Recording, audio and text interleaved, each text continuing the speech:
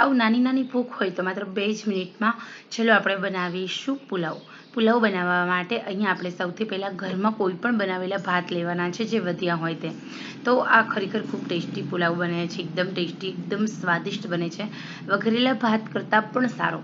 અને નાની ભૂખ હોય ને ત્યારે આપણને લાગે કે આપણે શું બનાવવું છે, ત્યારે આવી રીતે જો તમે પુલાવ બનાવશો તો નાની નાની ભૂખમાં ખાવાની મજા આવશે. અહીંયા આપણે 2 ચમચી તેલ લીધું છે, જીરું ઉમેર્યું છે, એમાં જીરું ઉમેરી અને મીઠા લીમડાના પાન અને લીલા મરચાં એડ કર્યા છે. લીલા મરચાં ઉમેર્યા પછી હવે આપણે એડ કરીશું થોડા ઓનિયન. અહીંયા આપણે અડધો જ ઓનિયન સમારીને એડ કરવાનો છે, સાંતળી લેવાનો છે.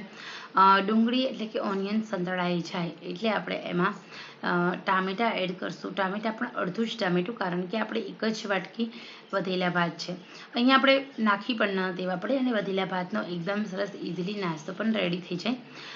હળદર એડ કરી છે, ટામેટાં સાંતળી લીધા પછી હળદર એડ કરી અને આપણે એડ કરીશું આપણે બનાવેલા રાંધેલા ભાત. એટલે કે હવે આપણે રાંધેલા ભાતમાંથી આ એકદમ સરસ મજાનો પુલાવ બનાવવા માટે સૌથી પહેલાં નમક એડ કર્યું. નમક એડ કરીને લાલ મરચું એડ કર્યું છે, બધું ટેસ્ટ અકોર્ડિંગ એડ કરવાનું છે.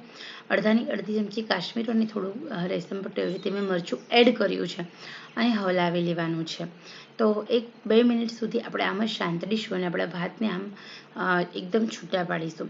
તો મિત્રો ખરેખર જો આવી રીતે તમારા પાસે વધેલા ભાત હોય તો તમે ઇન્સ્ટન્ટ નાસ્તો બનાવી નાખો, ખાવામાં મજા આવશે.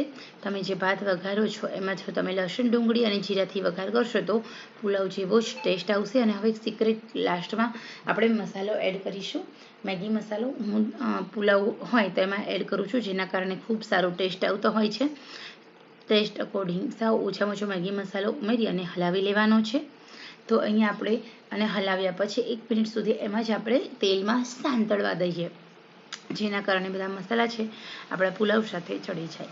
તો અહીંયા રેડી છે આપણો હળવો નાસ્તો પુલાવ વધેલા ભાતનો. તો ખરેખર મિત્રો આપ સૌને આ રેસીપી કેવી લાગે છે કોમેન્ટ બોક્સમાં જરૂર જણાવજો. અને તમે પણ તમારા ઘરે એક વખત આ વધેલા ભાતનો નાસ્તો જરૂર બનાવજો. તો ખરેખર મિત્રો આશા રાખું છું આપની આ રેસીપી પસંદ આવી હશે.